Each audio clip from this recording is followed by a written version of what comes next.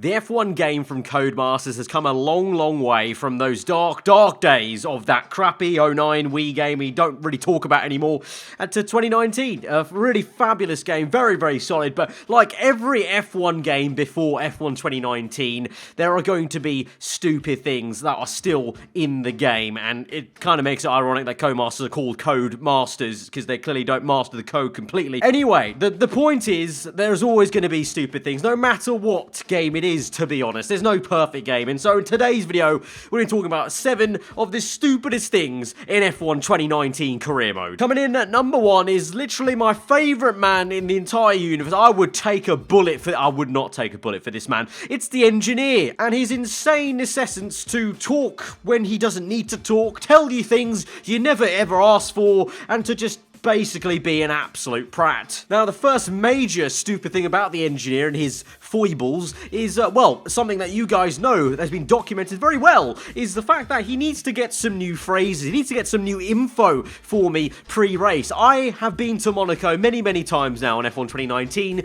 and I've heard the exact same phrase. No heroics into Sandoval, please. We're in amongst the pack and just need to stay in one piece. Now, that was all good and fine, you know, the first time. Yeah, I need to be careful at Sandoval. It's a very difficult corner, perhaps, you know, especially with the survive damage mod, could be very dangerous, but I don't need to hear it the 50th time. No heroics into Sandoval, please. There are other corners in Monaco. There are other places in the entire circuit which are very dangerous as well, especially with the damage mod. I don't need to know about Sandoval once again in the exact same tone, because it is literally the exact same sentence copied and pasted in the coding. When the voice artist comes in to record these lines, when he asks about, is there any more phrases for Monaco here pre-race, we'll just tell him, no, mate, just one's good enough. They're only going to need the one, just the one. Start of races, don't get me started on just random stuff the engineer tells you mid-race when you don't need to know it.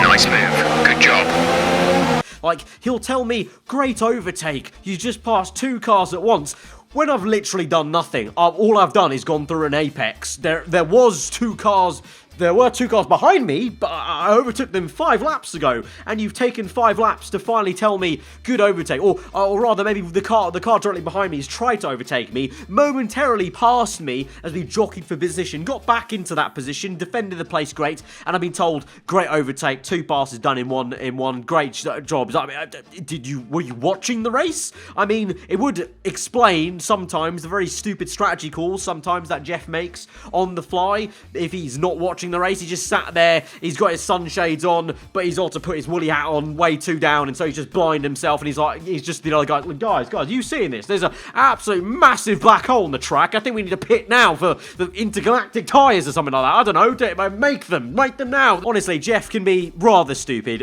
There's that. What else is he sometimes told me about tyre wear. When I'm nowhere near the cliff, I'll be on 30% tyre wear, and he'll be like, oh, you know, the tyres, they might be starting to go off, you know, you might feel them a little bit, you got to be worried. No, Jeff, I will tell you when I need to worry about the tyres, alright? I'm the captain now, it's my job to tell you. You are just a computer AI, stop telling me info that I don't need to know, or that it's not even existence. I'm not feeling this magical tyre wear you speak of. No heroics into Sandoval, please. We're in amongst the pack and just need to stay in one piece. Number 2 is my second favourite person in the entire universe, Claire, the interviewer. Again, I would not even save her from walking in front of a bus, I don't think, at this point, because some of the lines coming out of the interviewer's mouth, again, does she watch the races? I mean, you guys know how bad the interviews were from 2018, when we got a question about bad weather, when it was completely sunny out there on the track.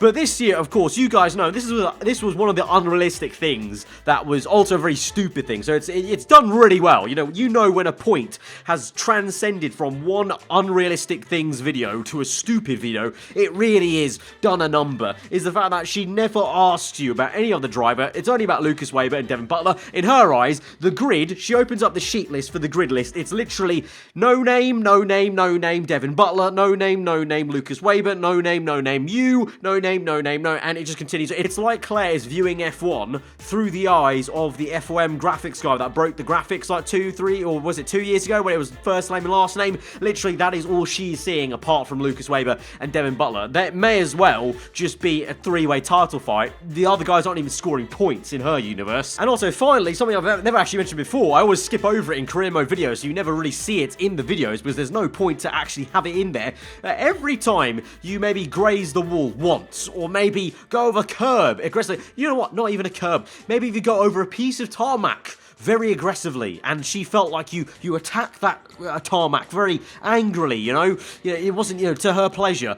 She's going to ask you, you hit the wall out there, was there a lack of grip or something like that? And you can't answer it anyway, because every answer will be negative. So you just go no comment every single time. You think after about 50 attempts of asking that question, and 50 times having no comment, just sack it in, maybe don't ask the question. Number 3 is going to be the entire team rep and rep level bar situation going on here. The team reps sometimes don't make any sense. You could have a banging race, but oh no, you didn't get the objectives.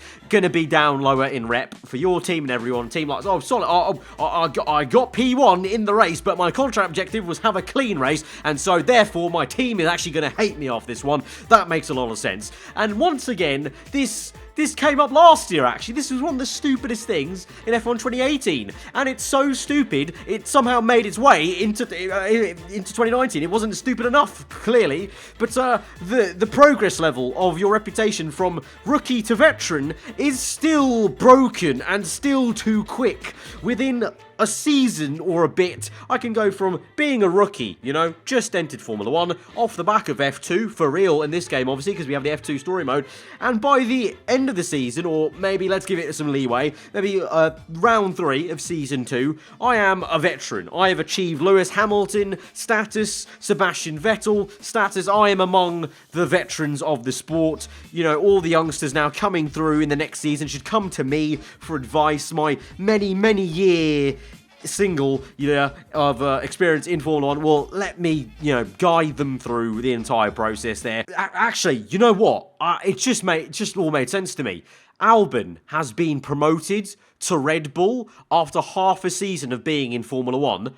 I think the rep level is the most realistic thing actually going. You know what? I take it back. It's not stupid. It's very, very smart. Because clearly, based off this on the game, Red Bull promoted Albon because he's gone from rookie to veteran in half a season. It all makes sense now. Codemasters have nailed it on the head. Number 4, and this is going to be another thing that's carried. Actually, you know what? This was a thing that wasn't an issue pre-patch. Is the AI in the wet are just the most OP thing you've ever seen since sliced bread, and sliced bread is very OP because, well, it's the best thing going ever. Pre-patch, the AI were horrendous in the wet. They were just, you could catch them in two car lengths. You could catch them in the acceleration zone. Now they've gone back to being god tier. You could be all fine and dandy. I'm on pace with my teammate. Let's go to the wet. Not change any settings and AI difficulty. Go to the wet session in the race.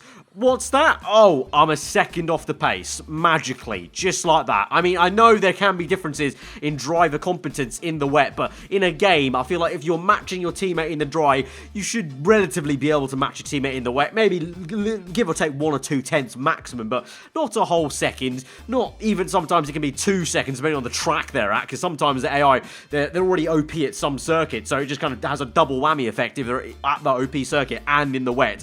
It was more fun pre-patch. Like, I don't know if that's just me, but I find it more fun in being able to catch them quickly and just know I can have a bit of fun with them, play around with them in the wet because I know they're a little bit slow, rather than having to sweat my arse off just to get one position in the wet, or to keep my position, or not to lose positions in the wet.